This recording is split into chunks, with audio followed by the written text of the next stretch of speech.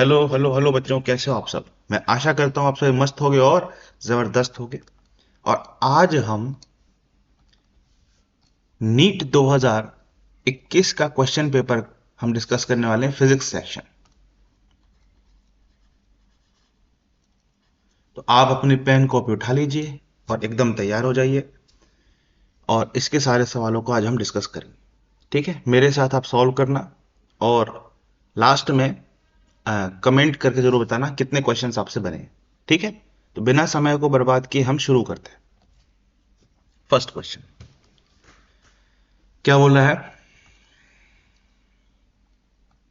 An inductor L and capacitor C, resistors R are connected in series with a AC source of potential difference V. Potential across inductor is 40 volt. Potential across C is 40 volt. uh, C is 10 volt. R is 40 volt. ठीक है. Amplitude of the current flowing through the LCR circuit is इतना. Impedance of the circuit is. तो आप मुझे बताओ, IRMS आपको पता है? हाँ. कितना दे रखा है? 10√2 एम्पियर. ठीक है. और हमको VRMS मिल जाए तो काम हो जाए। बिल्कुल सही। अब VRMS निकालने के लिए हमको क्या बनाना पड़ेगा? हमको V निकालना पड़ेगा। और V कैसे निकालेंगे? आप यहां पर देख सकते हो, यहां रेजोनेंस की कंडीशन नहीं है, तो ये हमारे पास VR हो जाएगा। ठीक। और ये मेरे पास VC हो जाएगा। ठीक। और ये मेरे पास VL हो जाएगा। ठीक। VR मेरे पास कितना है? VR है 40 वोल्ट। VC कितना है? VC है 10 वोल्ट। और VL कितना है? VL है 40 वोल्ट। तो ये मेरे पास इम्पिडेंस डायग्राम कुछ इस तरीके का बन जाएगा। फिर यहां से मेरे पास VR 40 वोल्ट मिल जाएगा, VL माइनस VC मुझे 30 वोल्ट मिल जाएगा। तो नेट वोल्टेज मुझे कितना आ जाएगा? नेट वोल्टेज वी नेट आ जाएगा under root of VL minus VC का होल स्क्वायर प्लस VR का होल स्क्वायर। तो मेरे पास ये हो जाएगा under root of 30 square plus 40 square. तो ये मेरे पास हो जाएगा 50 वोल्ट। तो Z क्या हो जाएगा? VRMS upon IRMS। तो VRMS कितना आया? 50। IRMS क्या था? 10√2 क्वेश्चन में गिवन था। ये हो जाएगा 5/√2 ओम। तो हमारे पास आंसर क्या होना चाहिए? सेकंड। तो ये बहुत ही अच्छा सवाल, इसी का बेसिक कंसेप्ट आपके क्लियर होने चाहिए। इंपेडेंस डायग्राम कैसे बनाना है, ये सब आपको आना चाहिए, तभी आप इसको कर सकते हैं। Next, find the value of angle of emergence from the prism. इस प्रिज्म से एंगल ऑफ इमरजेंस हमको बताना है कि कितना होगा।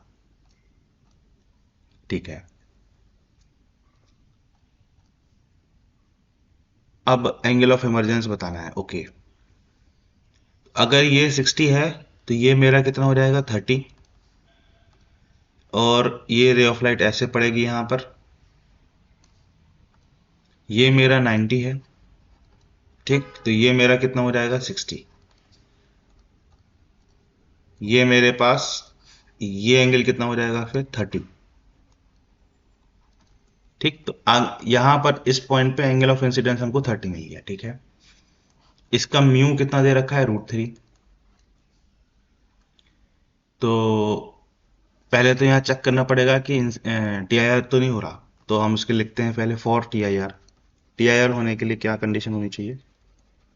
तो हमारे पास आ जाएगा, यहाँ पे TIR की इक्वेशन लिख लेते हैं। तो 1 × sin 90 is equal to √3 × sin θc। यहां से हमको क्या मिल गया? sin θc is equal to 1/√3। इसको 3 से ऊपर नीचे मल्टीप्लाई कर ले तो √3/3। ये हमारे पास कितना हो जाएगा? 1.73/3। 3 से काटो, 0.35 से 15, 23 7 से 21। ठीक है, 0.57 के आसपास, राइट। अब 0.57, ठीक है। एंड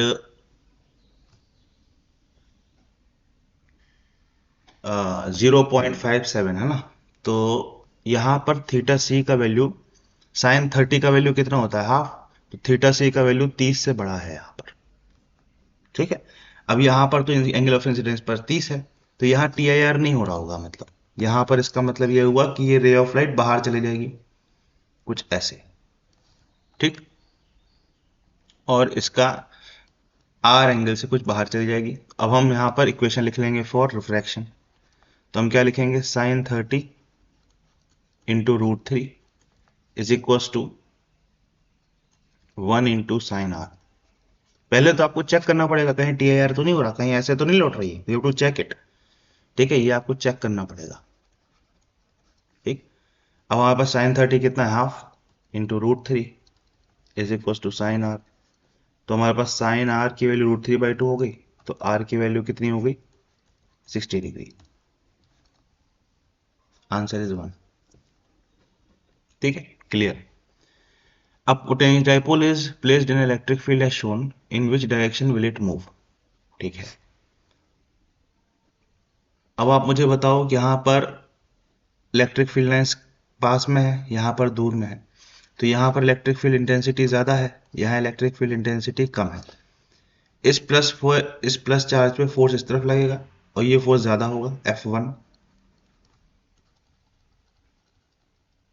और ये माइनस चार्ज पे F2 इस तरफ लगेगा, तो ओवरऑल फोर्स इस तरफ लग रहा होगा, तो electric field will move towards right. तो ये तो गलत हो गया हमारे पास ऑप्शन। ठीक है, अब इलेक्ट्रिक फील्ड हायर पोटेंशियल से लोअर पोटेंशियल की तरफ जाती है, तो ये चार्ज कहाँ जा रहा है? लोअर पोटेंशियल की तरफ, तो पोटेंशियल एनर्जी क्या हो जाएगी? डिक्रीज।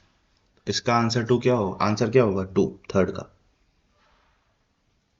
ठीक, next. Capacitor C is connected across an AC source of voltage V given, V आपको दे रखा है। The displacement current between the plates of capacitor would then be given by. तो आपके पास ये कैपेसिटर है और ये एक एसी सोर्स से कनेक्टेड है।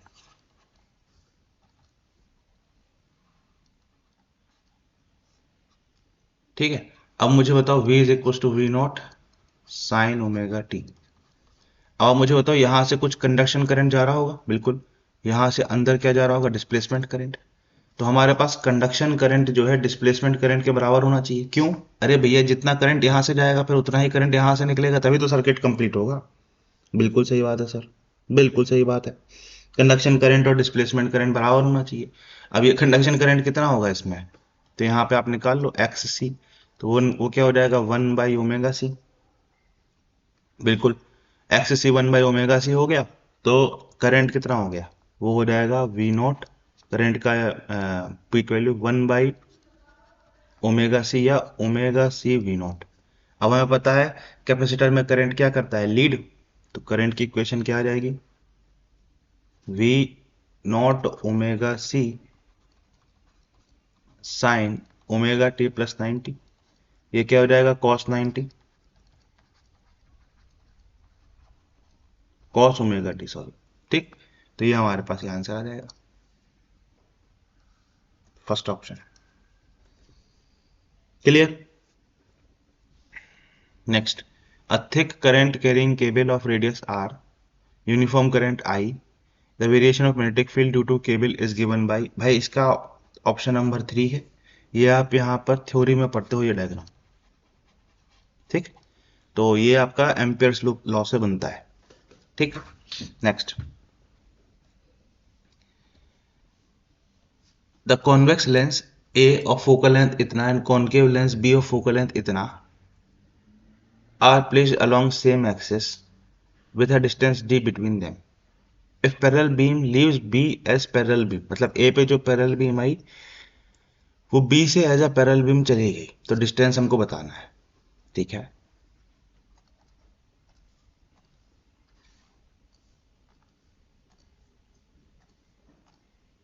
कॉन्वेक्स लेंस A, ये हमने कॉन्वेक्स लेंस बना दिया, इसका फोकल लेंथ है 20। ठीक, और फिर दूसरा क्या रख रहा? Concave lens.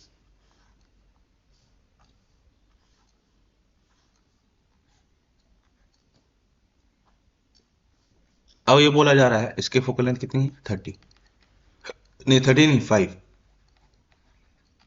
ठीक है, अब ये बोला जा रहा है, ये बी है, अब ये बोला जा रहा है कि यहां पे जो पैरेलल बीम आई वो सबसे पहले मुझे बताओ कहां पर इसकी इमेज बनेगी। सर पैरेलल बीम आई है तो ये इसके फोकस पे बनेगी, बट आपसे ये भी बोला जा रहा है कि ये वाला जो लेंस है इससे पैरेलल निकल जा रही है।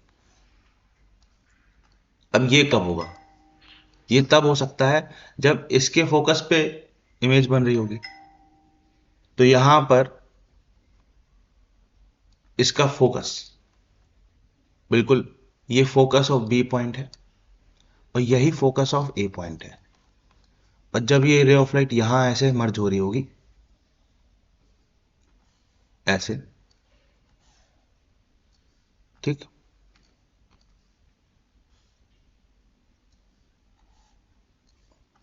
तो ये कुछ ऐसे बाहर की तरफ डाइवर्ज होके बाहर निकल जाएगी, ऐसा कुछ, ठीक। ये, अब आप मुझे बताओ ये डिस्टेंस डी कितना होना चाहिए दोनों। अब ये देखो इन दोनों के फोकल लेंथ का डिफरेंस कितना हो जाएगा, 20 minus 5, 15 centimetre. Second option clear. Electromagnetic wave of wavelength lambda is incident on a photosensitive surface of negligible work function. If m mass is of photoelectron emitted from the surface.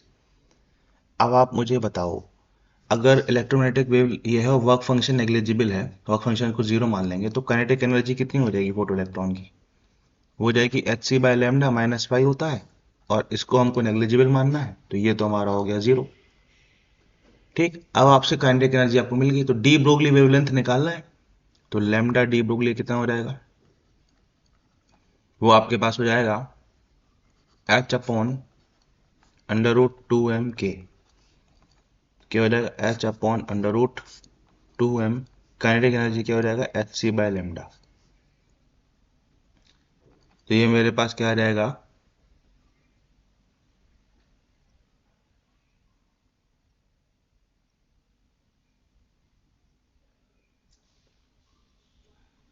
h से h cancel कर लो तो हमारे पास क्या आ जाएगा h/2mc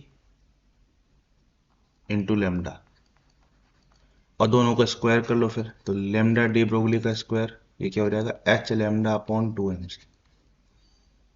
ठीक है, h/λ/2mc।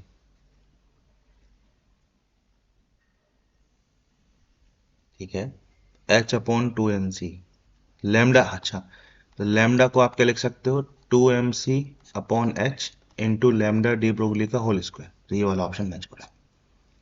Clear, चलो नेक्स्ट।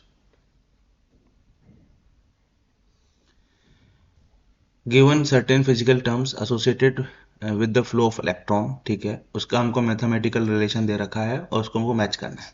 ठीक है, सबसे पहले करंट कितना होता है, वो होता है NeAVD। ठीक है, तो करंट डेंसिटी कितनी होती है, करंट अपॉन एरिया, तो इसको एरिया से डिवाइड कर लोगे तो NeVD होता है करंट डेंसिटी। तो हमारे पास डी का ऑप्शन क्या मैच हो रहा है, क्यू, तो डी का क्यू मैच हो रहा है, तो ये गलत हो गया, ये गलत हो गया।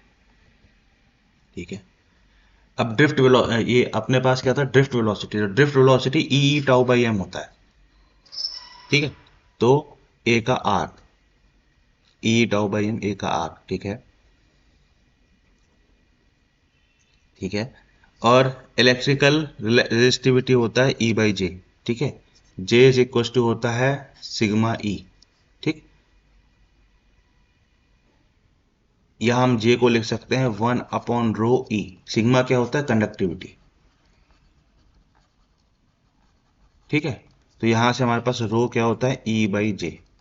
ठीक है, तो ये वाली इससे मैच हो गई, S है ना, तो रेजिस्टिविटी S, बी का S, बी का हमारे पास S आया, ए का हमारे पास R आया, डी का हमारे पास Q आया, और रिलैक्सेशन पीरियड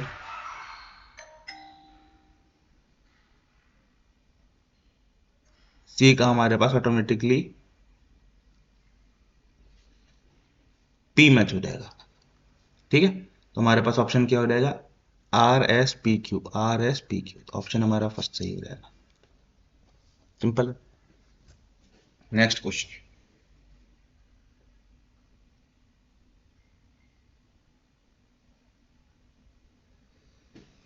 क्या बोला? A radioactive nucleus undergo spontaneous decay in the sequence, आपको सीक्वेंस दे रखा है, where Z is the atomic number of element X, ठीक है। पॉसिबल डिके पार्टिकल्स हमको बताना है। अब आप मुझे बताओ, यहां से एक एटॉमिक नंबर कम हो रहा है, एक एटॉमिक नंबर कम हो रहा है, एटॉमिक नंबर एक कम हो रहा है, तो ये अल्फा तो हो नहीं सकता, क्योंकि अल्फा में दो एटॉमिक नंबर कम होता है ना, He+2 निकलता, He में दो प्रोटॉन होते, वो दो एटॉमिक नंबर को कम करते। यहां पे आप देख सकते हो दो एटॉमिक नंबर कम हो रहा है, this can be alpha particle, ठीक है। तो सेकंड बी से सी अल्फा पार्टिकल हो सकता है, तो सेकंड नहीं हो सकता आंसर, फर्स्ट नहीं हो सकता। अब आपको बस ये सोचना है बीटा प्लस की बीटा माइनस।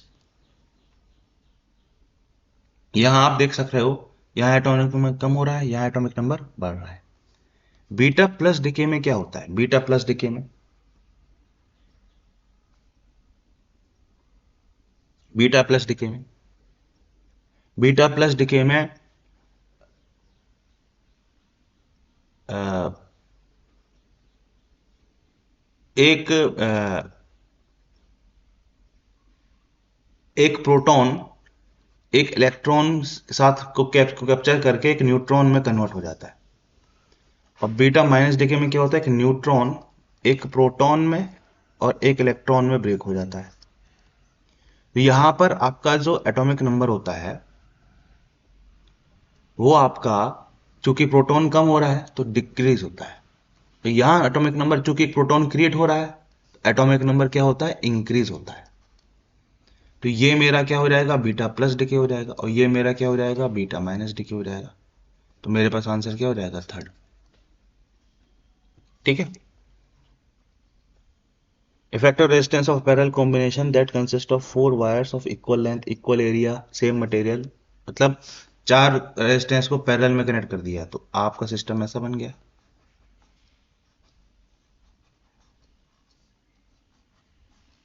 ठीक। सबको आर आर मान लेते हैं, तो आपको R/4 की वैल्यू दे रखी है 0.25, तो हमको यहां से R मिल गया 1 ओम। आगे क्या बोल रहा है? What will be the effective when connected in series? चार रेजिस्टेंस को सीरीज में कनेक्ट करोगे, चार आंसर आ जाएगा, खत्म। Next, a particle is reached from height s from surface of अर्थ, ठीक है। अर्थ के सरफेस से s हाइट से उसको एक पार्टिकल को रिलीज किया गया, ठीक है।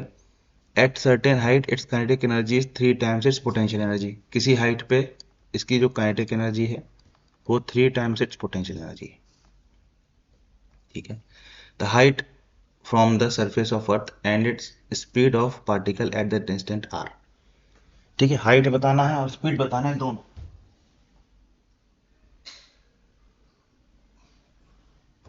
ठीक है।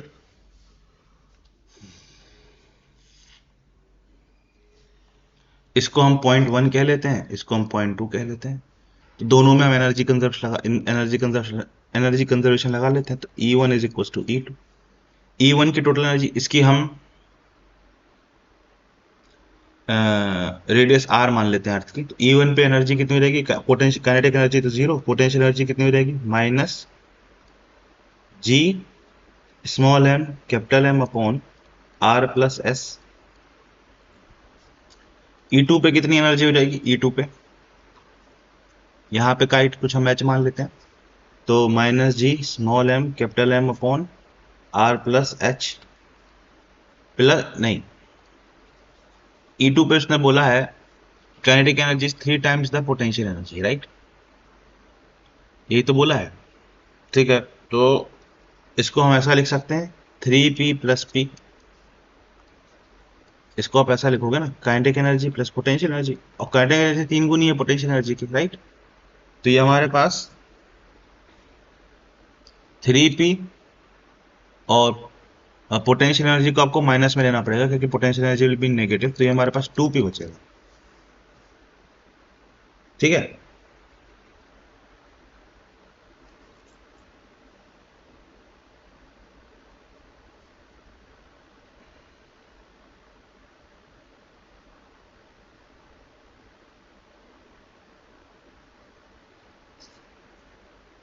पर यहाँ पे आंसर में आर का टर्म फंस रहा होगा, तो हमको एच को स्मॉल मान के चलना है शुरुआत से ही,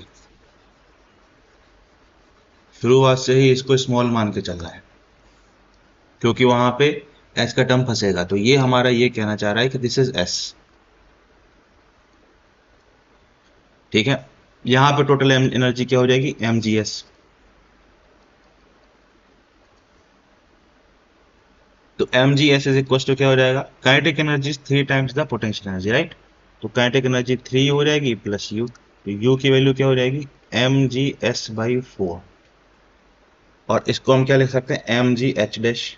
तो यहां से आपको h डैश की वैल्यू मिल गई s/4, पहली बात। तो ये s/4 आ गया, तो ये गलत हो जाएगा। अब वो बोल रहा है कि इसकी स्पीड भी बता। तो kinetic energy 3 times the potential energy बोल रहा है ना, तो 1/2 mv² is equal to potential energy का 3 गुना 3 इंटू mgs/4। 2 से काटो 2 बार, m से काटो m बार, तो v का वैल्यू क्या आ जाएगा यहां से, वो हो जाएगा √ऑफ 3gs/2, 3gs/2। तो हमारे पास ऑप्शन क्या हो जाएगा, fourth. Next, the half life of radio active nuclei is 100 hours. ठीक है, तो टी हाफ दे रखा है आपको 100 hours. The fraction of original activity which will remain after 150 hours will be. ठीक है, तो एक्टिविटी क्या होता है, वो होता है dn/dt, वो होता है लैम्डा n के बराबर। ठीक है, और लैम्डा को आप क्या लिख सकते हो, लैम्डा को आप लिख सकते हो ln2/t12, ln2/t12। ठीक, तो एक्टिविटी को आप क्या लिख सकते हो, dn/dt is equal to ln2/100 into n। ये आपके पास एक्टिविटी है। तो t इक्वल टू 0 पे ये हमारे पास इतना हो जाएगा।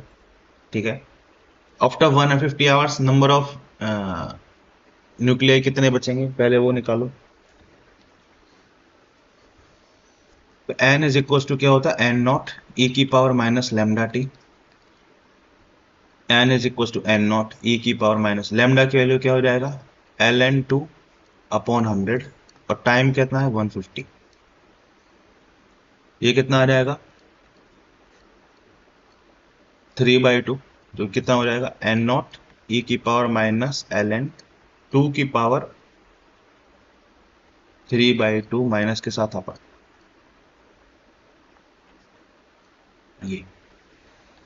ये हमारे पास क्या हो जाएगा n0, ये दोनों हट गया, e⁻2⁻3/2। तो क्या हो जाएगा n0/2⁻3/2, इतने एटम्स बचेंगे। तो dn/dt एक्टिविटी आपकी 150 आवर्स के बाद कितनी होगी, वो होगी ln2/100 इंटू n0/2⁻3/2। ठीक है, तो इन दोनों का हमको रेशो ही तो बताना है ना, इन दोनों का रेशो ही बताना है क्वेश्चन में, dn/dt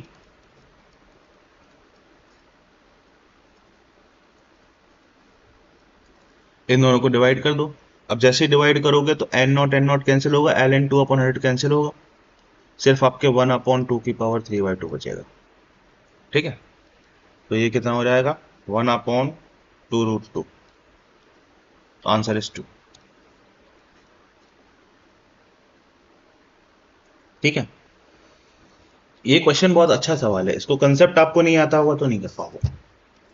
next, a cup of coffee holds from cools from 90 to 80 in 10 minutes when room temperature इतना, time taken to similar to cool इतना। अब इसको न्यूटन्स लॉ ऑफ कूलिंग का क्वेश्चन है ये। तो न्यूटन्स लॉ ऑफ कूलिंग क्या होता है, dt/dt। ठीक है, नहीं, ये होता है ΔT/ΔT is equal to k T average minus T surround, ये होता है। अब पहले केस के लिए हम लगाते हैं, तो ΔT कितना है, वो है 90 से 80 गया, 10 अपॉन टाइम कितना लगा, T minute. Is equal to K. T average 90 और 80 का एवरेज, तो 90 प्लस 80/2 और टी सराउंडिंग कितना है 20। 10/t इज इक्वल टू के।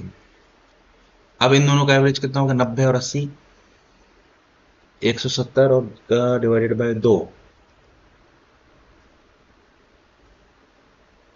170 डिवाइडेड बाय 2 कितना हो जाएगा, डिवाइड कर ही लेते हैं, ये हो जाएगा 40 और ये हो जाएगा 45 माइनस 20। ठीक, तो 10/t ये हो जाएगा 40 प्लस 20 65। ठीक, अब सेकंड केस के लगाते हैं, 80 से 60 गया तो डेल्टा टी कितना हो गया 20 upon T dash is equal to K. T average इन दोनों का एवरेज, तो 80 plus 60 140 divided by 2 70 minus 20 surrounding temperature 20। 20/t dash क्या हो जाएगा के इंटू 50। अब दोनों इक्वेशन को डिवाइड कर देंगे, तो जैसे ही दोनों को डिवाइड करेंगे तो हमको क्या मिलेगा इक्वेशन में, वो हमको मिल जाएगा 20/t dash upon 10/t is equal to K से के कैंसिल 50/65। तो ये जीरो कैंसिल कर लिया। ठीक है, t upon T dash into 2 is equal to 50/65। ठीक है, 2 से काटा 25 बार, ठीक, 5 से काटा 5 बार, ये हो जाएगा 13 बार। तो टी डैश की वैल्यू क्या आ जाएगी 13t/5। सेकेंड ऑप्शन सही। ठीक है, next, number of photons per second on average emitted by a source of monochromatic light when delivers power। Power दे रखा है, number of photon per second बताना है। तो number of photon per second क्या होता है, पावर अपॉन hc/λ, खत्म। एक फोटोन की एनर्जी, पावर कितनी है 3.3 इंटू 10⁻³ अपॉन hc/λ। अच्छा, अब hc/λ का हमने पढ़ा था कि hc/λ में इसको हम ऐसे भी लिख सकते हैं 1240 अपॉन लैम्डा। अगर हम नैनोमीटर में डालें तो ये हमको इलेक्ट्रॉन वोल्ट में मिल जाती है एनर्जी, है ना। ठीक है, तो या फिर हम एच की वैल्यू पुट ही कर लेते हैं, तो हमारे पास क्या हो जाएगा 6.6 इंटू 10⁻34। सी का वैल्यू 3 इंटू 10⁸, लैम्डा का वैल्यू क्या है 600 इंटू 10⁻⁹। ठीक है, ये कट रहा है 2 बार, ओके। 3 टू द 6 ये कटा 100 बार। ठीक, तो ये मेरे पास क्या बचा 10⁻³ अपॉन 34 में से 8 गया, ये हो जाएगा 10⁻⁷ ऊपर चला जाएगा और 34 में से 8 जाएगा तो मिल जाएगा 10⁻26।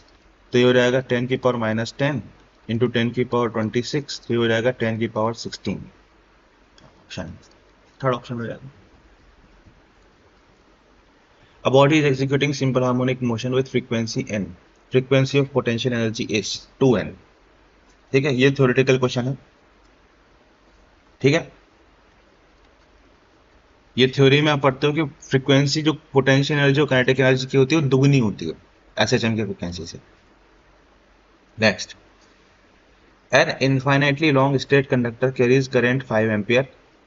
Electron is moving with speed इतना parallel to conductor, the perpendicular distance between electron and conductor is इतना, कैलकुलेट मैग्नीट्यूड ऑफ फोर्स।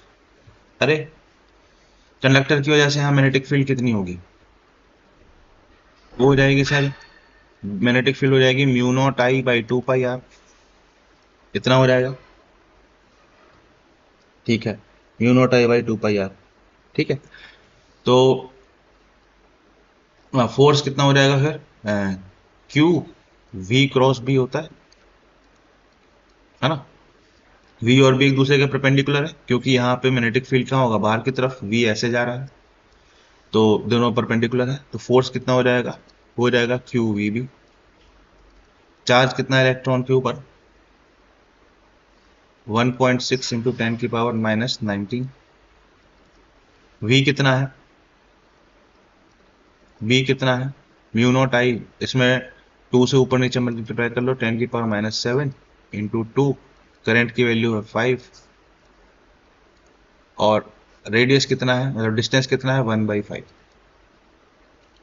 ठीक है, तो ये हमारे पास कितना आ जाएगा, ऊपर चला जाएगा 5, 5 5 25, 25 टू ज़ा 50, तो ये हो जाएगा 1.6 इंटू 10⁻⁻19 इंटू 10⁻5 इंटू 10⁻⁻17 -7 इंटू 50, इतना न्यूटन। ठीक है, एक डॉट से एक डॉट कैंसिल करो, 16 5 ज़ा 80 इंटू 10 की पावर, ये कितना हो जाएगा, 19 और 7 26, 21 हो जाएगा। ठीक है, तो हमारे पास हो जाएगा 8 इंटू 10 की पावर -20 न्यूटन। बहुत ही बढ़िया, एकदम क्लियर आंसर आ गया। Next, if force, if acceleration, time are chosen fundamental quantity, what is the dimension of energy? तो ये तो डायमेंशनल एनालिसिस का क्वेश्चन हो गया। डायमेंशन ऑफ एनर्जी क्या हो जाएगा, डायमेंशन ऑफ फोर्स की power A, dimension of acceleration की power B, dimension of time की पावर सी। तो ये एम एनर्जी क्या होता है, ml² t-2।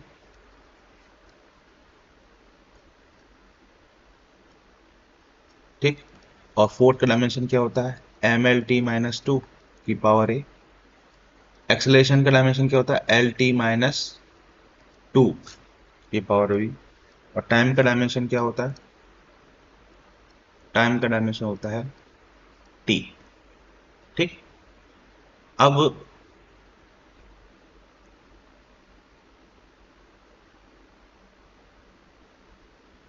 आप इसको ऐसे सोच सकते हो, पूरा एबीसी में इक्वेशन बनाने की जरूरत नहीं है, एक नया अप्रोच सोचते हैं। ठीक है, अब आप मुझे बताओ, ml² t-2 है, इसको ml t-2 लिख लेता हूँ और एक l लिख लेता हूँ ऐसे। अब आप देखो, ये ml t-2 तो एक मिल गया, तो a का वैल्यू हमको क्या चाहिए होगा, 1। अब इन दोनों से मिलके हमको l बनाना है, इन दोनों से मिला के हमको क्या बनाना, l। ठीक, इन दोनों से मिला के, इन दोनों से मिला के अगर l चाहिए, तो अगर हम b का वैल्यू 1 पुट करते हैं, तो c का वैल्यू हमको -2 पुट करना पड़ेगा, सॉरी c का वैल्यू हमको +2 पुट करना पड़ेगा। सोचो, अगर c को t² कर दोगे, b का 1 पुट कर देंगे, तो t का -2 और t का +2 कैंसिल हो जाएगा, सिर्फ l बचेगा। तो हमारे पास b का वैल्यू 1 और c का वैल्यू +2 यहाँ पर वेरीफाई कर लेगा काम। तो हमारे पास आंसर क्या रहेगा, सेकेंड। पूरे इक्वेशन बना के सॉल्व कभी कभी जरूरत नहीं पड़ती, थोड़ा कॉमन सेंस से सोचा जाए तो बिना इक्वेशन बना के भी हम सॉल्व कर सकते हैं। Next, root mean square RMS value क्या होती है, ए का हो जाएगा क्यूब, ये फॉर्मूला है सीधा सीधा, तो ये गलत हो गया। ठीक है, √3RT/n। प्रेशर, प्रेशर आपके पास ये होता है पी, बी का हो जाएगा पी, तो आंसर हो जाएगा थर्ड। ठीक, ये फॉर्मूला बेस्ड क्वेश्चन है, डायरेक्ट फॉर्मूला है। A small block slides down a smooth inclined plane starting from t equal to 0. Let s nth be a distance traveled by a block in time interval t की power n से n, n-1 से n। ठीक है, then the ratio of s nth and s n+1 is। ठीक है,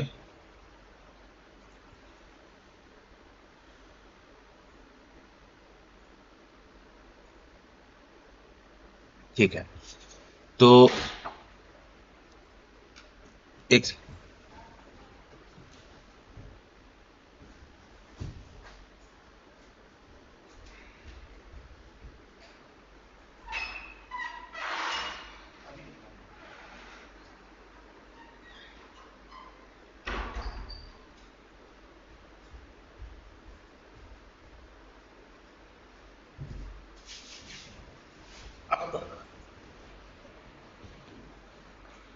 nth second की बात हो रही, nth Sn मतलब nth सेकंड। ठीक है, तो Sn/Sn+1, तो Sn क्या होता है, इसका फॉर्मूला होता है u + a/2 2n-1।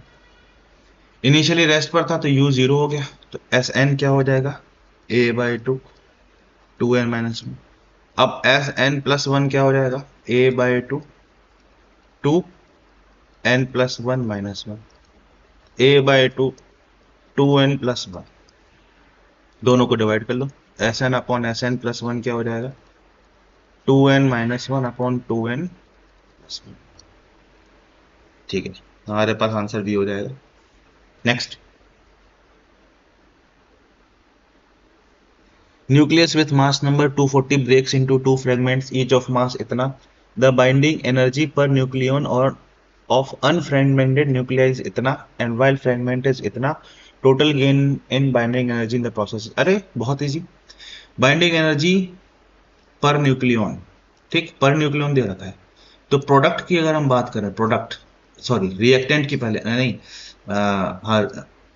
हाँ रिएक्टेंट की अगर हम बात करें तो रिएक्टेंट की बाइंडिंग एनर्जी कितनी हो जाएगी, वो हो जाएगी नंबर ऑफ न्यूक्लियन 240, ठीक, और अनफ्रेगमेंटेड न्यूक्लियर की क्या है 7.6।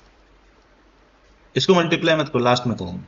और अगर हम प्रोडक्ट की बात करें तो प्रोडक्ट की बाइंडिंग एनर्जी कितनी हो जाएगी, वो हो जाएगी प्रोडक्ट के नंबर ऑफ न्यूक्लियाई भी 240 होंगे ना टोटल, हाँ, पर बाइंडिंग एनर्जी कितनी है 8.5। अब दोनों को माइनस कर दो, गेन इन बाइंडिंग एनर्जी, दोनों को माइनस करोगे तो क्या रहेगा 240, 8.5 माइनस 7.6 क्या रहेगा 240। अब इनको माइनस करोगे तो ये बन जाएगा 1.1, नहीं 0.9, हाँ 0.9, ठीक 0.9 बन रहा है, ठीक है। तो इसको 0.9 से मल्टीप्लाई करोगे तो 216 के आसपास आ जाएगा, और क्या, ठीक है। चल next, a screw gauge gives the following reading, ठीक है, तो मेन स्केल रीडिंग 0 है, सर्कुलर स्केल रीडिंग इतना है, गिवन दैट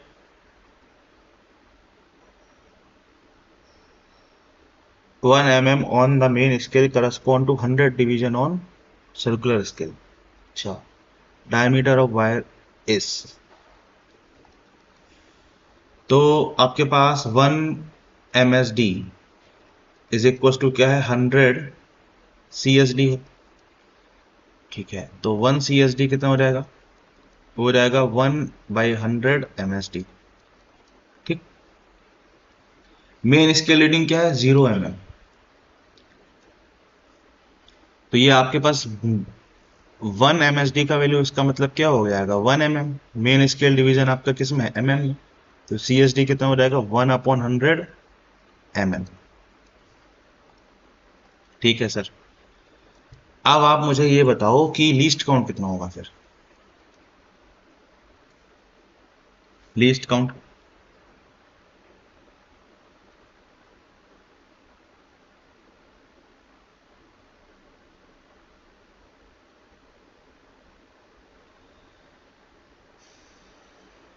तो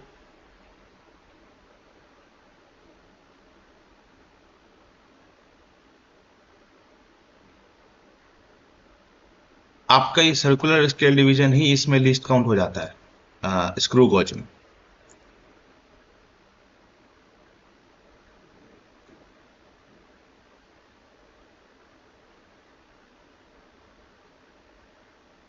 ठीक है, यही आपका लीस्ट काउंट हो जाता है, ठीक। तो आपका रीडिंग क्या आ जाएगा फाइनल, तो वो हो जाएगा main scale reading is equal to least, main scale reading plus least count into circular scale reading. Main scale reading कितना हो जाएगा, मेन स्केल रीडिंग आपका हो जाएगा 0, लीस्ट काउंट क्या है 1/100, प्लस सर्कुलर स्केल रीडिंग कितना है इनटू 52, ठीक, तो ये हो जाएगा 0.52 mm, या हम इसको लिख सकते हैं 0.052 सेंटीमीटर। तो हमारे पास आंसर क्या हो जाएगा डी।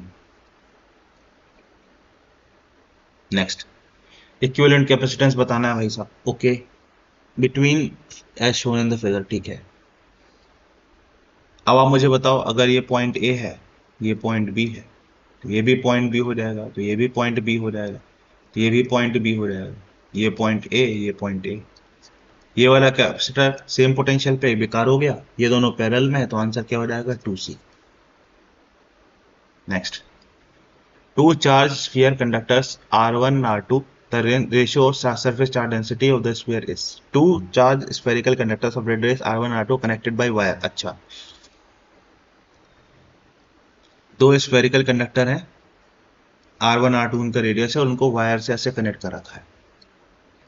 ठीक, इसकी रेडियस है r1, इसकी रेडियस है r2, इनको वायर से कनेक्ट कर रखा है। ठीक है,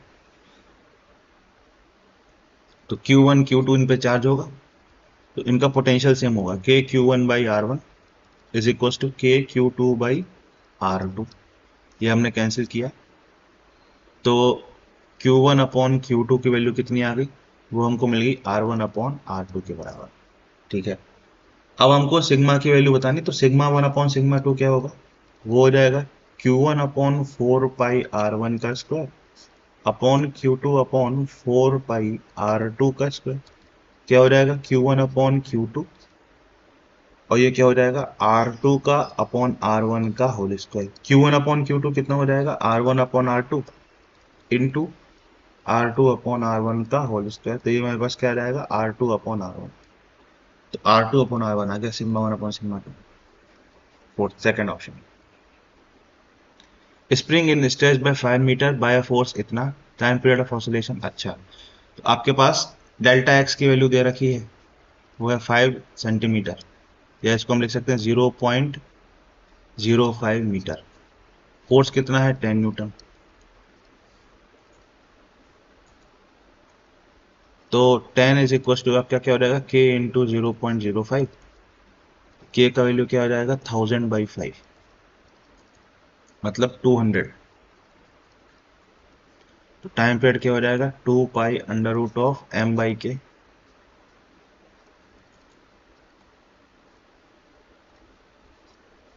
ये हो जाएगा 1/100, तो 1/10। टाइम पीरियड कितना रहेगा, 2 इंटू 3.14 अपॉन 10, तो 0.628 सेकेंड, ये आपको मिल गया fourth option. Next, for a plane electromagnetic wave propagating in X direction which of the following combination for electric magnetic field respectively. ठीक है, कौन सा हो सकता है ये पूछा जा रहा है। ई और बी क्या होने चाहिए, perpendicular. E is perpendicular to B ना। ठीक है, अब दो वेक्टर अगर परपेंडिकुलर होते हैं तो दोनों का डॉट प्रोडक्ट क्या होना चाहिए, 0। तो आप पहले तो देखो फर्स्ट वाले केस में अगर आप देखोगे तो जे डॉट के, नहीं, जे प्लस के डॉट जे प्लस के करोगे तो आपको 2 मिल जाएगा, 0 नहीं मिलेगा, ये कथन गलत हो गया। सेकेंड ऑप्शन का डॉट प्रोडक्ट निकालो, तो माइनस जे प्लस के डॉट माइनस जे माइनस के करोगे तो ये हो जाएगा 1 माइनस 1 0, तो ये पॉसिबल है। अब थर्ड वाले केस में करते हैं डॉट प्रोडक्ट, तो क्या हो जाएगा, जे प्लस के डॉट माइनस जे माइनस के, ये आपको -2 मिल जाएगा, तो ये भी पॉसिबल नहीं है।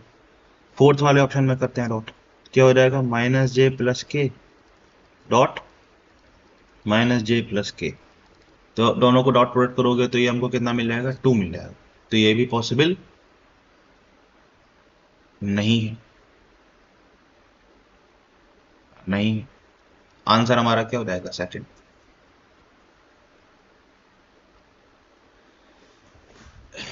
नेक्स्ट, ठीक है, the escape velocity from earth surface is v। The escape velocity on surface of another planet having a radius having a radius 4 times that of Earth and same mass density is। ठीक है, तो escape velocity क्या होता है, under root of 2gm/r, ये होता है। इसको हम लिख सकते हैं, 2gm को हम लिख सकते हैं 4/3 पाई r cube into rho upon r से कटा 2 बार, तो एस्केप वेलोसिटी क्या हो जाएगा, root of 8g π/3 r square into रो।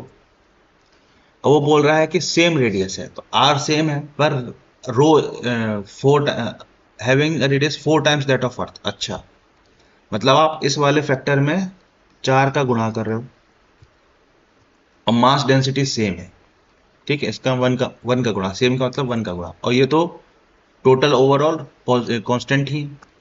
तो यहां से आप देख सकते हो यहां पे हमारे पास v ऑन अदर प्लैनेट क्या हो जाएगा, वो हो जाएगा प्रोपोर्शनल टू r हो जाएगा, क्योंकि रो तो कांस्टेंट है और रो r को आपने 4 से मल्टीप्लाई कर दिया है, तो v भी क्या हो जाएगा 4 से मल्टीप्लाई हो जाएगा, तो 4 गुना हो जाएगा। Fourth option.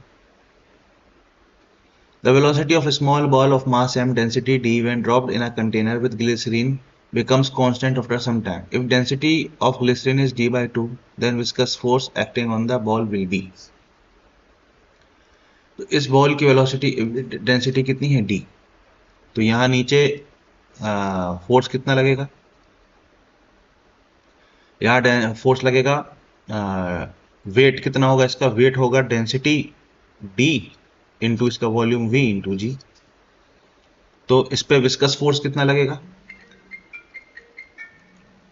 वो लगेगा density d by 2 into V into G. ठीक,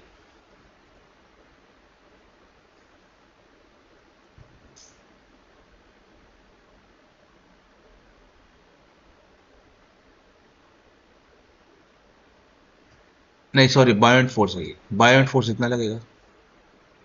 ठीक, और फिर कुछ विस्कस फोर्स भी लगने वाला होगा, तो बायोंट और विस्कस फोर्स मिला के इसको बैलेंस कर रहे होंगे।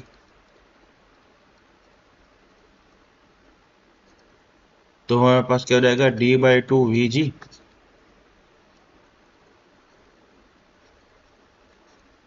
तो विस्कस फोर्स कितना हो जाएगा आंसर। अब d बाई 2 वी जी और डी वी जी को आप क्या लिख दोगे M G, answer is 1। Next, parallel plate capacitor uniform electric field E space between the plates. ठीक है, if distance between plate is D, area of each plate is A, energy stored in capacitor is. तो energy stored in the capacitor पूछ रहा है, तो energy stored in the capacitor क्या होता है, वो होता है half C V square, half epsilon naught A by D, और वी को आप क्या लिखोगे ई डी। ठीक है, होल स्क्वायर। तो हमारे पास क्या हो जाएगा half epsilon naught A D E square D square, ये कैंसिल हो जाएगा। तो हमारे पास ऑप्शन क्या मिलेगा 1/2 एप्सिलॉन नॉट ए ई स्क्वायर इंटू डी, हमारे पास ऑप्शन नंबर 3 हो जाएगा। Next, an electron concentration in n type semiconductor is same as hole concentration in p type। क्या बोल रहा है, electron concentration in n type is same as hole concentration p type, an external field is applied, compare the current। तो electron concentration N type में ज्यादा है, ठीक है, मतलब एन टाइप में क्या होता है इलेक्ट्रॉन की कॉन्सेंट्रेशन होती है, पी टाइप में क्या होता है होल की कॉन्सेंट्रेशन होती है ज्यादा। ठीक है, तो अब आपसे पूछा करंट किस में ज्यादा होगा, ऑब्वियसली इलेक्ट्रॉन की मोबिलिटी ज्यादा है। अगर इलेक्ट्रॉन की मोबिलिटी ज्यादा है तो इलेक्ट्रॉन की वजह से जो करंट आ रहा होगा वो ज्यादा होगा, तो करंट एन टाइप में ज्यादा होगा। थर्ड ऑप्शन, लॉजिक से करना है। ठीक, next, consider the following statements A and B और कौन सा करेक्ट है। Zener diode is connect in reverse bias, बिल्कुल सही बात है। When used in voltage regulator, बिल्कुल सही बात है, ये थ्योरेटिकल पार्ट है, ठीक है, ये आप थ्योरी में पढ़ते हैं। Potential barrier between PN junction lies between 0.1 to 3 volt, नहीं गलत, 0.3 वोल्ट से 0.7 वोल्ट तक होता है, ये नहीं होता, ये गलत हो गया। तो A is correct, B is wrong, third option. Next, if E and G respectively denote energy and gravitational constant, then E by G has dimensions। अच्छा, तो E का डायमेंशन कितना हो जाएगा, E का डायमेंशन हो जाएगा m l square t minus 2। ठीक है, और G का डायमेंशन कितना है, G का डायमेंशन हो जाएगा, अब G का निकालना पड़ेगा, ठीक है, तो F is equal to G m1 m2 upon R square, तो ये हो जाएगा M L T minus 2 is equal to G का डायमेंशन, ये हो जाएगा एम स्क्वायर और ये हो जाएगा एल स्क्वायर। ठीक, एक एम से एक एम कैंसिल, तो जी का डायमेंशन क्या हो जाएगा m-1, एल स्क्वायर यहाँ मिल जाएगा, तो L cube T minus 2। M minus one यहाँ चला जाएगा तो फाइनली ये क्या हो जाएगा, एम स्क्वायर। एल क्यूब ऊपर जाएगा माइनस होगा तो एल माइनस वन, और टी माइनस टू तो कैंसिल होगा, L cube T minus one बच रहा है। ठीक है, तो M cube T minus one, एक minute, sorry M square T L minus one, अच्छा M square L minus one, तो हमारा ऑप्शन नंबर हो गया वहां। Next, water fall from height 60 metre at a rate of इतना to operate turbine, loss due to frictional forces 10%, how much power generated by turbine. बहुत easy, तो पानी जो आया उसकी जो पोटेंशियल एनर्जी है वो टोटल एनर्जी है, वो क्या है, mgh। तो मास कितना है, पावर कितना है, पावर इनपुट कितना है टरबाइन में, वो कितना हो जाएगा, हो जाएगा 15 kg पर सेकेंड इंटू 10 मीटर पर सेकेंड स्क्वायर, और h कितना है 60। तो ये हमारे पास कितना आ जाएगा, 15 इंटू 10 इंटू 60 वाट।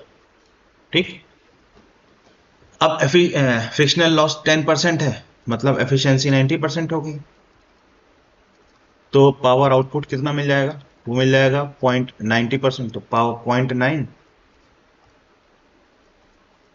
इंटू 15 इंटू 10 इंटू 60, 10 से एक जीरो कैंसिल, तो 15 6 जा 90, तो ये 900 हो गया। ठीक, इंटू 9, 8100 वाट, या हम इसको लिख सकते हैं 8.1 किलो वाट।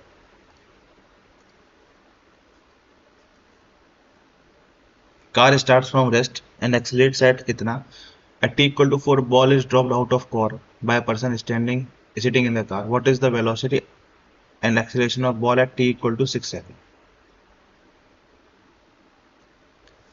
ठीक है, अब आपके पास एक कार है,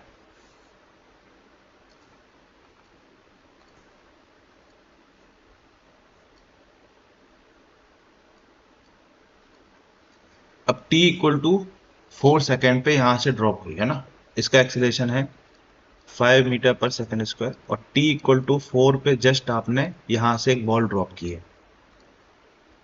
जब ड्रॉप की है तो बॉल की एक हॉरिजॉन्टल वेलोसिटी होगी vx, तो vx कितनी होगी, तो vx is equal to u plus A T. Initially rest से चालू हुई है कार, a का वैल्यू है 5, t का वैल्यू है 4, 20 मीटर पर सेकेंड। अब ये ball t is equal to 6 second पे एक तो 20 मीटर पर सेकेंड ये वाली वेलोसिटी लेके चल ही रहा होगा, और एक नीचे वेलोसिटी vy भी लेके चल रहा होगा, तो vy क्या हो जाएगा, u plus A Y into T, Y direction में u 0 था, ए वाई की वैल्यू है 10, और t का वैल्यू कितना है 2।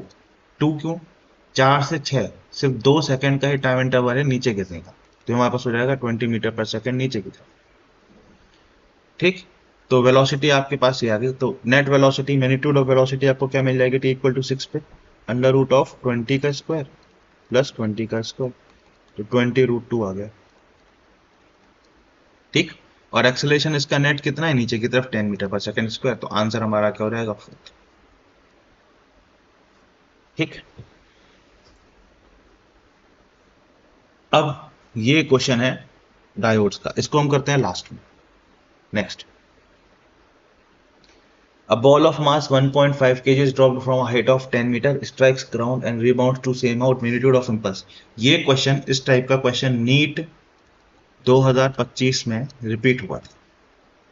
यही नहीं था सवाल, थोड़ा अलग था पर रिपीट था, बिल्कुल इसी पैटर्न का सवाल था। तो आपके पास एक बॉल है जिसको आपने h हाइट से, जिसमें h की वैल्यू दे रखी, ऐसे ड्रॉप किया, तो यहां पर बॉल की वेलोसिटी क्या होगी, अंडर रूट 2gh। अगर इलास्टिक कोलिजन हो रहा है ऊपर कितने से जाएगा, फिर रूट 2gh से जाएगा।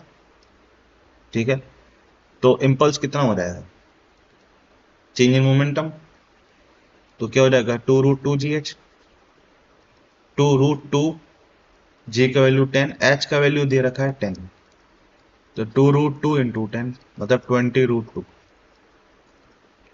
ठीक है, इंटू m भी होगा, सॉरी इम्पल्स क्या है, change in momentum,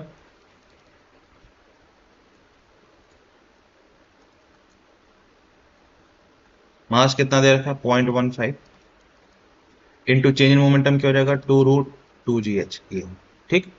0.15 into 2 into G का वैल्यू है 10 और H का वैल्यू भी है 10, ठीक। अब यहां से कैलकुलेट कर लो जो भी आ जाए आंसर,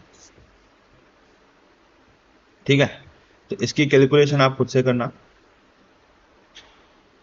वो आपको मिल जाएगी सेकेंड, ठीक है। 4.2 के आसपास मिल जाएगा, आप कैलकुलेट खुद से करना। Next, a uniform rod of length 200 centimeter, mass 50 gram, is balanced on a wedge placed at 40 centimeter mark, ठीक है,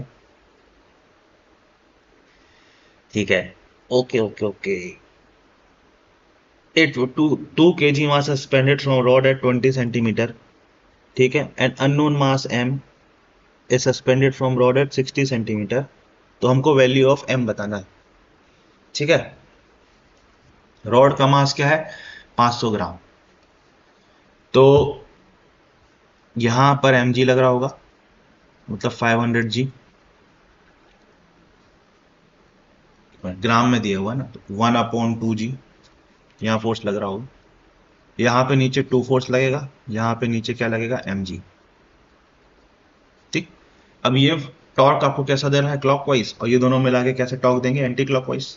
तो क्लॉकवाइज टॉर्क कितना हो जाएगा, 2g इंटू 20, ठीक है। ये डिस्टेंस कितना है, 20, ये डिस्टेंस आपका है 20 इज इक्वल टू, अब ये डिस्टेंस कितना है सर, ये है 10, तो 1/2g इंटू 10 प्लस यहां से लेके यहां तक का डिस्टेंस कितना है, 40 से 60 तक का कितना, 120 डिस्टेंस हो जाएगा। तो 120 इंटू एम जी में जी कैंसिल कर दो, 40 is equal to 5 plus 120 m, तो 35 is equal to 120 m. M का वैल्यू क्या आ रहा है, 35/120, ठीक है, इतना केजी। अब 35 से कितने बार कट रहा है, कुछ कट रहा है ये,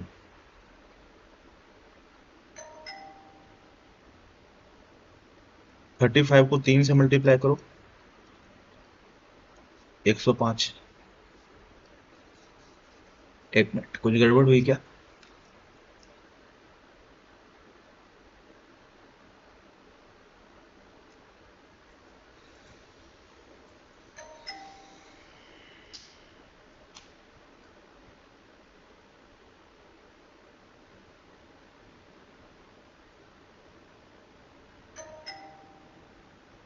अच्छा हाँ, टोटल लेंथ रॉड का है 200 सेंटीमीटर, तो 200 है तो ये हो जाएगा आपका, इसका कोऑर्डिनेट हो जाएगा 100,0।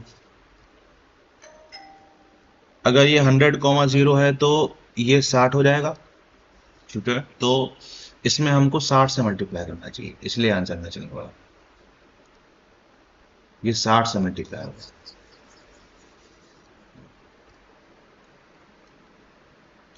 अब ये कितना हो जाएगा, 40,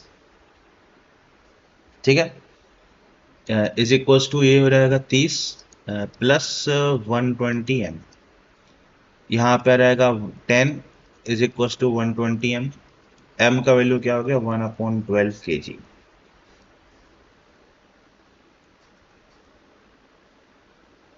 next, a point object is placed at a distance of 60 centimeter from convex lens of focal length 30। इस लेंस की फोकल लेंथ क्या है, 30।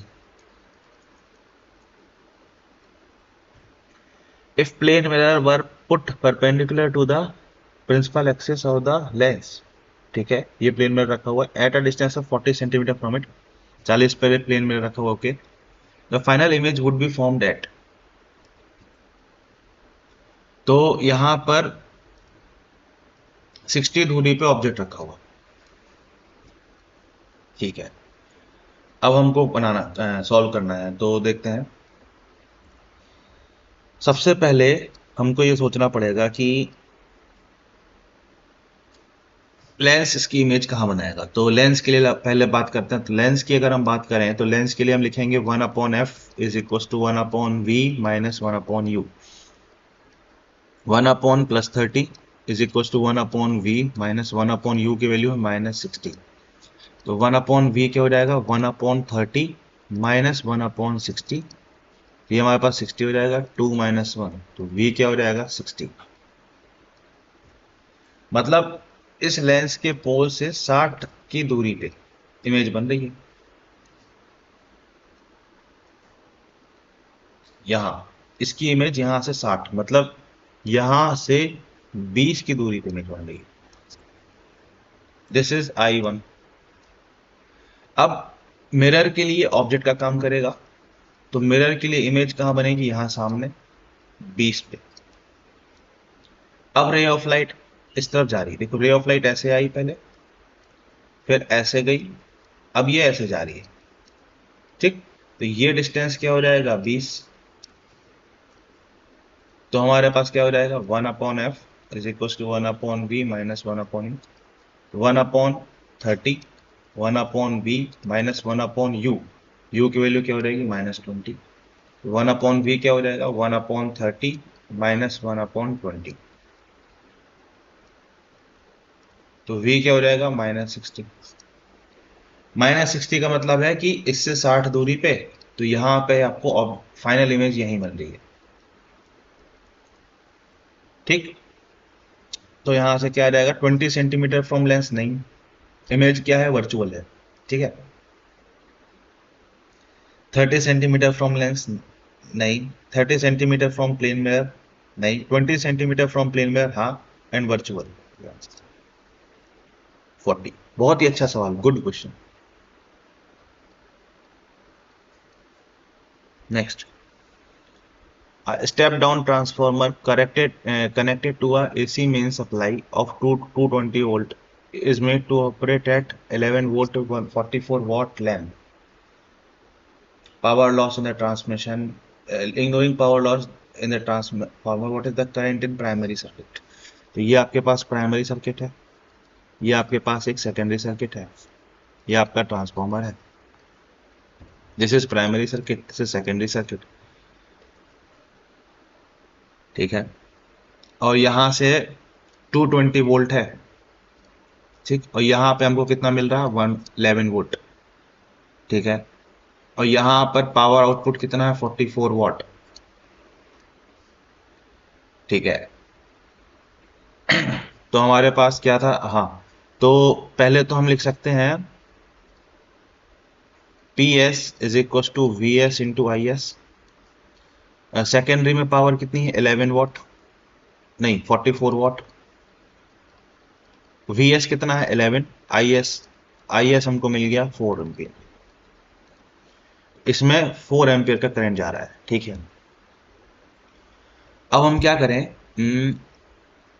अब हम इसमें ट्रांसफॉर्मर इक्वेशन लिखते हैं। तो क्या था NS/NP is equal to VS/VP is equal to IP/IS, ठीक है। अब प्राइमरी में वोल्टेज कितना है 220, सेकेंडरी में वोल्टेज कितना है 11, प्राइमरी में करंट कितना है पता नहीं, सेकेंडरी में करंट कितना है 4। तो एक ये हमने काट लिया 20 बार, 4 से काटा 5 बार, तो प्राइमरी में करंट क्या हो जाएगा 1/5 एम्पियर, ठीक है। तो ये कितना हो जाएगा 0.2 एम्पियर, यही तो पूछा गया है, प्राइमरी में करंट ही पूछ रहे हैं, आंसर हमारा फर्स्ट हो जाएगा। Next, three resistor having resistance R1 R2 R3 are connected as shown, ठीक है। The ratio of I3/I1, I3/I1। अब आप मुझे बताओ यहाँ पे डिवाइड हो रहा है कि नहीं करंट पैरेलल में, बिल्कुल। तो I2 को आप कैसे लिखोगे, आप लिखोगे I1, और ये इनवर्स रेशियो में डिवाइड होता है, तो R3/R2 प्लस R3 सीधे लिखोगे। और यहाँ पे I3 को क्या लिखोगे I1 R2/R2 प्लस R3। और हमको क्या निकालना I3/I1, तो इसको नीचे ले तो R2/R2 प्लस R3 रहेगा answer second. Next, in the product QV cross B, Q is equal to 1, V is equal to 2, F equal to इतना, तो हमको B का एक्सप्रेशन बताना, ठीक है। B का एक्सप्रेशन बताना कैसे बताए,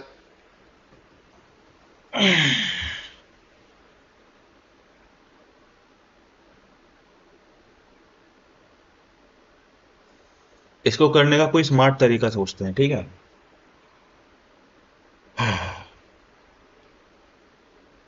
एक बात तो पक्की है ना कि फोर्स और मैग्नेटिक फील्ड परपेंडिकुलर होने चाहिए। हाँ बिल्कुल होने चाहिए। तो फोर्स और मैग्नेटिक फील्ड का डॉट प्रोडक्ट जीरो होना चाहिए, बिल्कुल। अगर हमें फोर्स पता है तो हम पहले तो चारों ऑप्शन से हम डॉट प्रोडक्ट निकाल लेते हैं। डॉट प्रोडक्ट निकाल के देखते हैं अगर कुछ हमको हो जाए तो पहले ऑप्शन में डॉट करते हैं। तो 4 इंटू -8 तो -32, -20 -8 तो ये हो जाएगा +160, और ये हो जाएगा -72, 12 6 72। तो ये हमारे पास कितना रहेगा, तो 160 और माइनस ये हो जाएगा 114, है ना। तो ये तो हो ही नहीं सकता। सेकेंड में डॉट प्रोडक्ट निकालते हैं इसका और इसका। तो 6 4 से 24, ये कितना हो जाएगा +120, ठीक है। और ये कितना हो जाएगा -12 8 जा 96, ठीक है। और ये हो जाएगा 120 माइनस, इनको ऐड करोगे तो 6 4 10 0 1 10 12। हाँ ये पॉसिबल है, ये सही ही होगा पता नहीं, पॉसिबल है। थर्ड ऑप्शन में हम डॉट प्रोडक्ट निकालते हैं तो हो जाएगा 8 4 से 32, फिर ये क्या हो जाएगा -160, ठीक। ये कितना हो जाएगा 12 से 72, तो ये तो पॉसिबल नहीं है। फोर्थ में निकालते हैं तो ये हो जाएगा 4 6 से 24, 20 ये हो जाएगा -120, और ये हो जाएगा -96, तो ये भी पॉसिबल नहीं है। एक ही चीज पॉसिबल है, सेकंड ऑप्शन। नेक्स्ट। पूरा हर बार जरूरी नहीं है कि मेथड से सॉल्व ही करना पड़ेगा पूरा तभी आंसर दे सकते हो, नहीं। थोड़ा कुछ हम डॉट प्रोडक्ट क्रॉस प्रोडक्ट सोच सकते हैं, तो हमें सोचना चाहिए। Next. A particle of mass M projected with a velocity इतना from the surface of earth, maximum height above the surface reached by particle is. तो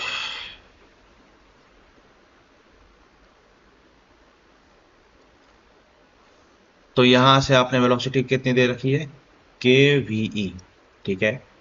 तो यहां कहीं तक पहुंच गया, मान लो हाइट h तक, ठीक। तो 1 और 2 के बीच में हम क्या एनर्जी कंजर्वेशन लगा देते हैं। तो 1 में energy at 1 is equal to total energy at 2।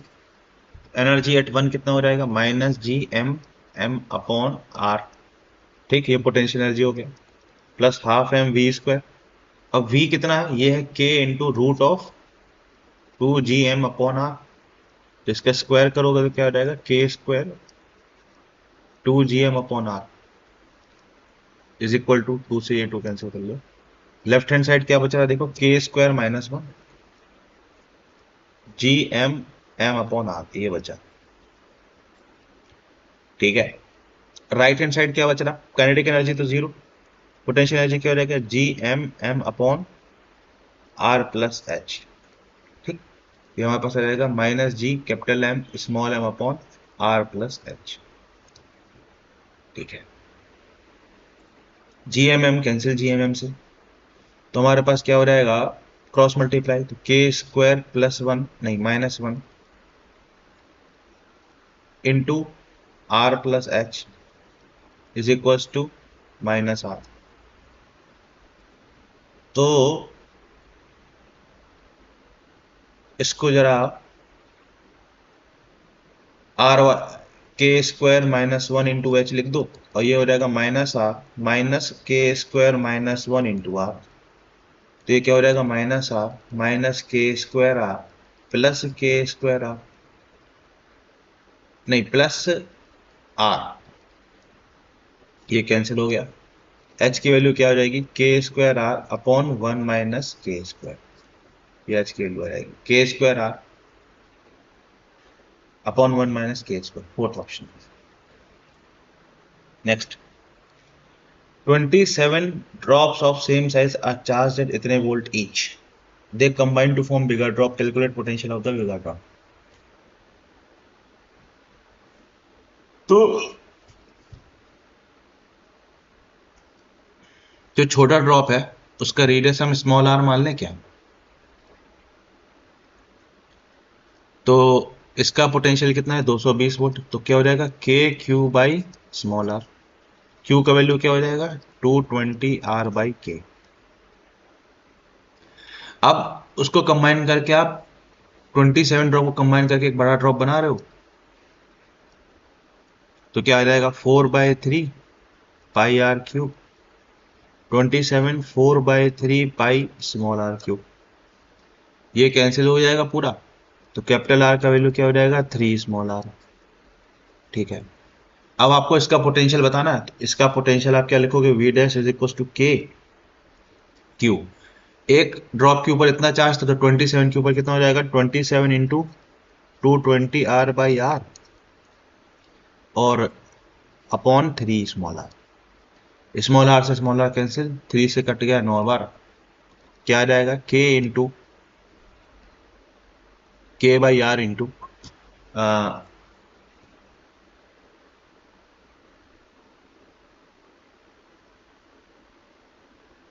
एक मिनट, कुछ गड़बड़ हो रही है क्या? क्यू का वैल्यू यहां से आ गया और यहां हमने पुट कर लिया।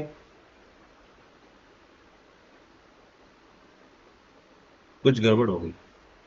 अच्छा, ये कैपिटल आर नहीं, ये के है। दिस इज के। उसको आर लिख दिया था मैंने। अब ये कैसे है? के भी कैंसिल होगा, तो ये मेरे पास कितना बचा फिर अब? 9 इंटू 220, इतना वोल्ट। ठीक। Then 9 to 18, 1980 volt. Fourth option हो जाएगा। A series LCR circuit connecting इतना connected इतना variable frequency AC source. The angular frequency of the source at which power transfer to the circuit is half the power at resonance angular frequency are likely to be. ठीक है।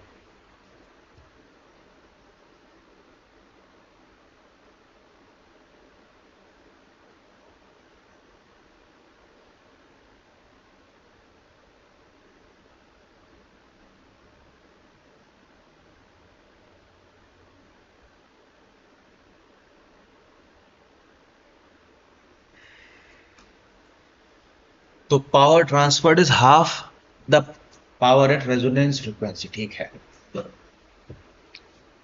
ठीक है, ठीक है।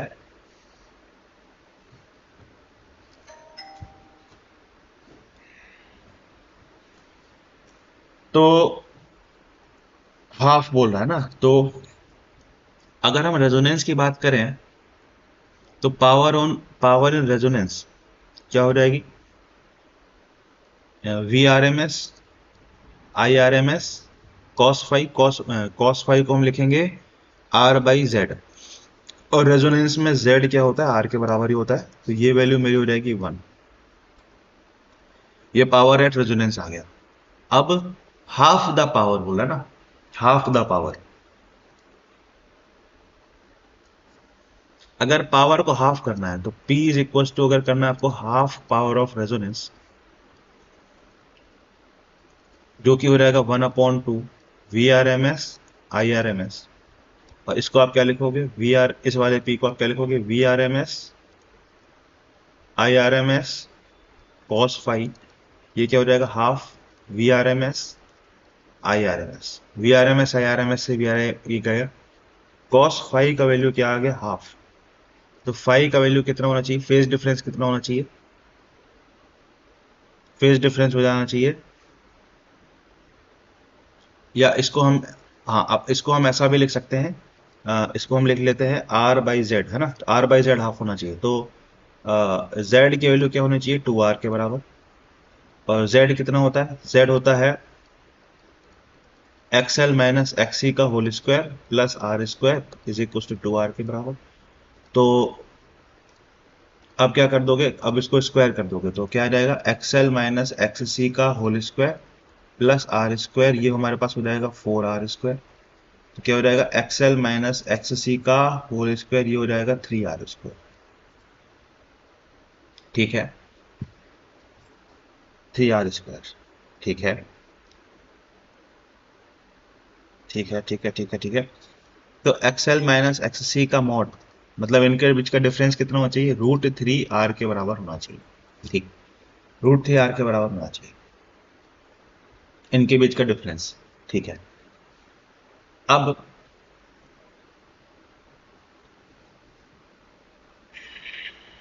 √3R, और R कितना दे रखा 40, तो कितना होना चाहिए, लगभग 40√3 के आसपास होना चाहिए, 40√3 के आसपास होना चाहिए। ठीक है, अगर हम थोड़ा डेसिमल में कन्वर्ट कर लें तो क्या हो जाएगा, 40 इंटू 1.7 लिख लेता हूँ मैं इसको, थोड़ा अप्रोक्सीमेट कैलकुलेशन करता हूँ। तो ये मेरे पास हो जाएगा 17 4 68। ठीक है, 68 ओम के आसपास होना चाहिए XL माइनस XC। अब हम एक एक करके देखते हैं ना, तो XL निकालते, तो XL क्या होता है, वो तो सर होता है ओमेगा L। ओमेगा L की वैल्यू क्या है 5। ठीक, और XC का वैल्यू क्या है 1/ओमेगा C, ओमेगा, और C का वैल्यू कितना है 80 इंटू 10⁻⁻6। तो ये हमारे पास क्या हो जाएगा 10⁵ इंटू 8 से काटो तो 0.125। ठीक है, तो ये कितना हो जाएगा 125/ओमेगा भी है, तो 12500/ओमेगा। ठीक है, अब पुट करते हैं। अब अगर हम ओमेगा की वैल्यू अब देखते हैं, देखो यहाँ पे 25 दे रखा है ना, तो 25 पुट करके देखते हैं। तो 25 अगर इसमें पुट करोगे तो XL कितना आ जाएगा 25 पे, ये हो जाएगा 125। ठीक, और ये कितना हो जाएगा 25 पुट करोगे तो ये हो जाएगा 500। ठीक है, इनका बीच का डिफरेंस कितना आ रहा है 25, नहीं, इनके बीच का डिफरेंस कितना आ रहा है 325, जो कि इससे बहुत ज़्यादा है, तो ये हो नहीं सकता। ठीक है, ये हटा दो। ठीक है, अब 46 54 42 58 ये दे रखा है, तो काम करते हैं,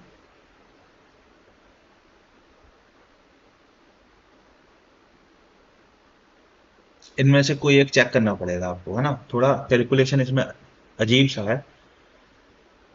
चलो भाई, कुछ तो करना ही पड़ेगा, पर कोई ऑप्शन नहीं है। चलो 42 चेक कर लेता हूँ। ठीक है, अगर 42 से आ गया तो डी ऑप्शन, नहीं तो 3 ऑप्शन रहेगा, तो 42 चेक कर लेता हूँ। तो मैं 42 चेक कर रहा हूँ,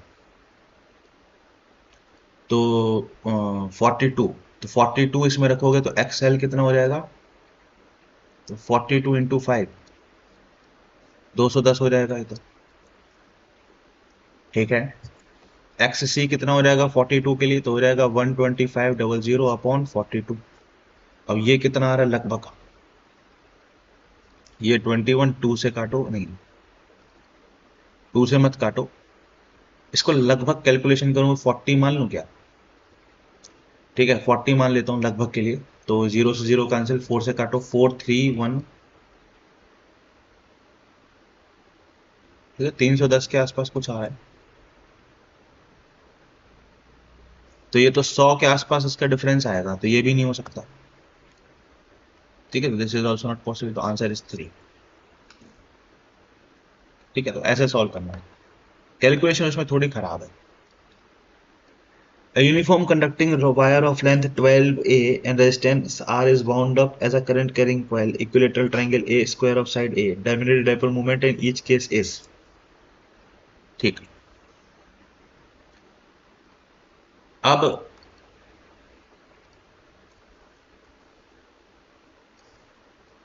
आपका साइड कितना है 12A, और equilateral triangle of side A है ना, तो 12A है, तो इसमें नंबर ऑफ टर्न्स कितने हो जाएंगे, एक इसका लेंथ कितना हो जाएगा, ये ए है तो 3A, तो ये नंबर ऑफ टर्न्स कितने हो जाएंगे 4, और इसका एरिया √3A/4 होता है, √3A² 4 होता है। तो मैग्नेटिक मोमेंट क्या हो जाएगा I into √3A² 4 into 4। i√3a²। ठीक है, एक ही ऑप्शन है सही, खत्म। बाकी कैलकुलेट करने की जरूरत ही नहीं है, सिर्फ ट्राइंगल को कर लिया, काम खत्म हो गया। Next, from a circular ring of mass and radius r and arc corresponding to 90 degree sector is removed। तो रिंग में से कुछ हटा दिया, ठीक है। The moment of inertia of the remaining part of the ring about the axis passing through centre is k times k mr², ठीक है। Then the value of k is, ठीक है। तो अगर आप रिंग में से कुछ हटाते हो, आपने रिमूव कितना किया, मास रिमूव कितना किया है, वो किया है m/4। तो मास रिमेनिंग कितना बचा है, वो बचा 3m/4। अगर आप रिंग में से कुछ हटाते हो तो फॉर्मूला चेंज नहीं होता है, वो आपका mr² भी ही होगा फॉर्मूला। तो हमारे पास क्या हो जाएगा, 3m/4 इंटू r², तो 3/4 i हो जाएगा, ठीक है। तो k टाइम्स है तो 3/4, फॉर्मूला चेंज नहीं होता है।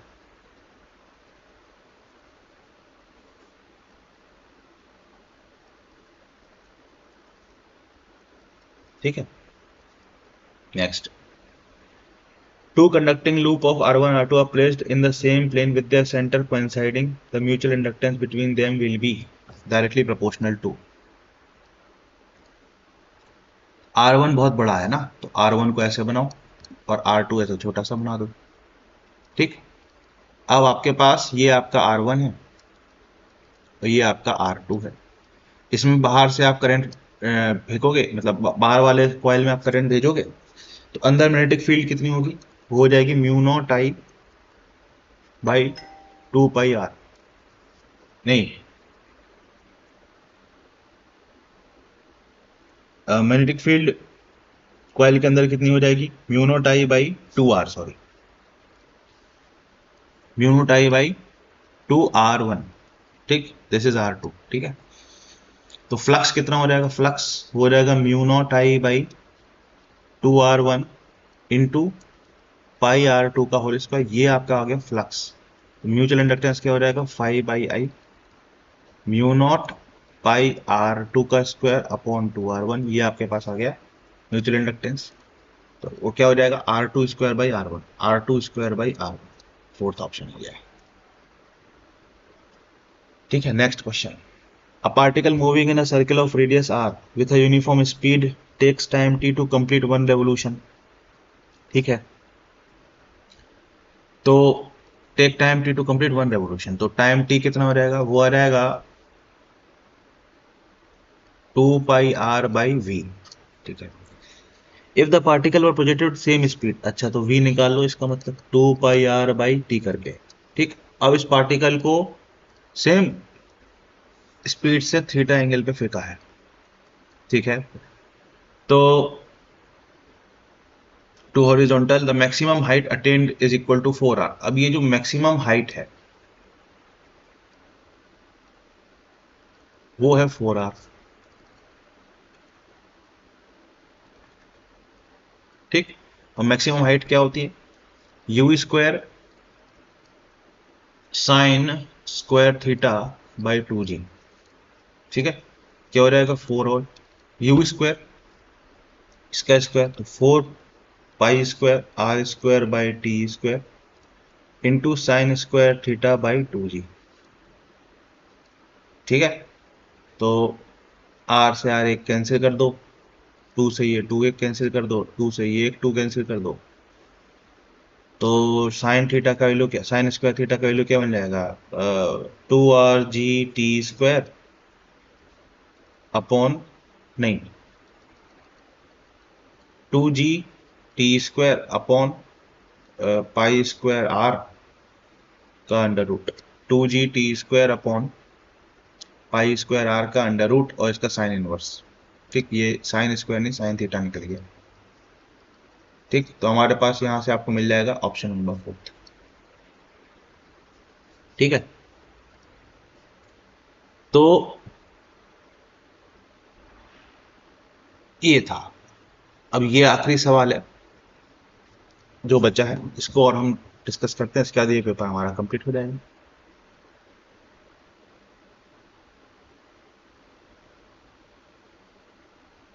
चलो, for the given circuit the input digital signals are applied as shown, what would be the output signal at Y. ठीक है, सबसे पहले ये आइडेंटिफाई करो कि ये गेट्स कौन कौन से हैं।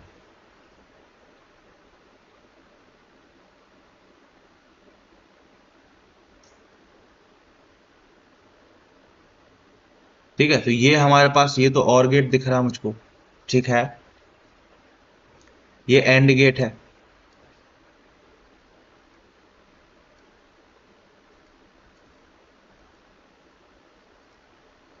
ये नैंड गेट है।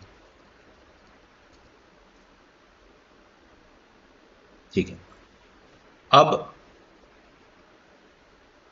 अब हम बात करते हैं एबीसी, है ना। तो पहला इनपुट आपको क्या मिला,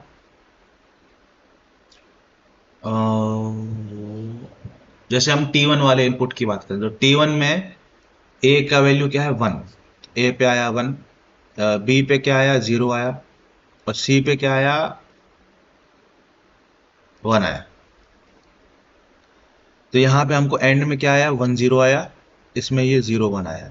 ठीक, अब एंड में 1 0 आया, तो एंड में 1 0 का हो जाएगा 0, और नैंड में 0 1 आया तो 0 1 का हो जाएगा 1। अब 0 1 और में आया, और में 0 1 आया तो हो जाएगा 1। तो पहला आउटपुट हमको T1 पे कितना मिलना चाहिए 1, तो T1 पे आउटपुट हमको यहाँ तो 0 मिल रहा है, गलत हो जाएगा, 1 होना चाहिए, तो ये भी गलत हो जाएगा। ठीक, या तो ये हो सकता है या तो ये हो सकता है। अब T1 तो देख लिया हमने, अब कुछ और देख लेते हैं, हम ये देख लेते हैं, T3 देख लेते हैं सपोज। अब T3 पे A पे आउटपुट इनपुट कितना है 0, B पे 1, C पे 0, A पे 0, B पे 1, C पे 0, तो यहाँ पे 0 1 आएगा तो 0 1 का 0 ही रहेगा ये, और यहाँ पे भी 1 0 आएगा तो ये 1 ही रहेगा, तो 1 ही होना चाहिए। तो T3 पे भी 1 आना चाहिए, तो T3 पे भी 1, तो दोनों में 1 ही बना हुआ है। ठीक है, अपन T4 पे चेक करते हैं, T4 पे, तो T4 पे 0 1 1, ठीक है, तो 0 1 1, तो 0 1 इसमें आएगा तो यहाँ पे 0 हो जाएगा, 1 1 नैंड में आएगा तो क्या हो जाएगा 1 1 नैंड में आएगा तो ये भी 0 हो जाएगा, तो 0 0 और में आएगा तो क्या होगा 0 हो जाएगा। तो T4 पे 0 मिलना चाहिए, तो T4 पे 0 इसी में मिल रहा है, तो हम हमारा आंसर क्या हो जाएगा 2। ठीक है, तो ये था बेटा हमारा नीट 2021 का पेपर डिस्कशन। ठीक, I hope you like it, I hope आपका रिवीजन हुआ होगा इस वीडियो से, और आपके कोई डाउट्स होंगे तो क्लियर हुए होंगे। बाकी आप अपना कमेंट सेक्शन में आप छोड़ सकते हो। अपना ख्याल रखिएगा, पढ़ाई अच्छे से करते रहिएगा, रिवीजन अपनी करते रहिएगा, मेहनत बरकरार रखिएगा। बाकी मिलते हैं नेक्स्ट वीडियो में, बाय बाय, टेक केयर।